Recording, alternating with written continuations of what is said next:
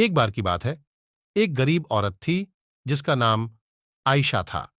वह एक छोटे से गांव में अपने माता पिता और छोटे भाई बहनों के साथ रहती थी।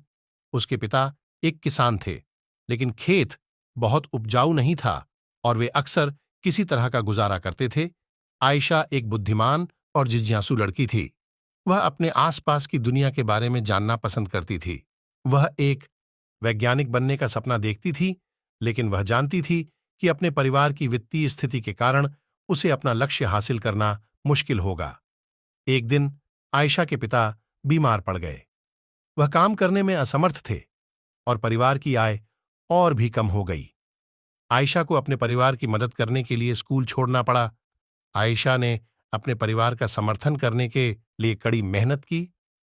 उसने घरों की सफाई और खेतों में काम करने जैसे अजीब अजीब काम किए। उसने स्थानीय बाजार में सब्जियां बेचना भी शुरू किया। अपनी व्यस्त दिनचर्या के बावजूद आयशा ने वैज्ञानिक बनने के अपने सपने को कभी नहीं छोड़ा। वह देर रात तक पढ़ाई करती थी और स्थानीय पुस्तकालय से किताबें उधार लेती थी।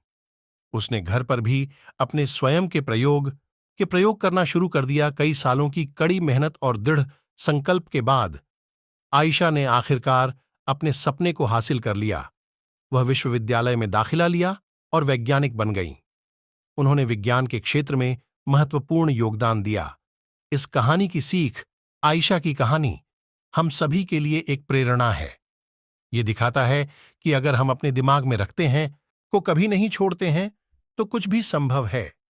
यह भी दिखाता है कि हमारे जुनून का पालन करना महत्वपूर्ण है, भले ही यह मुश्किल हो।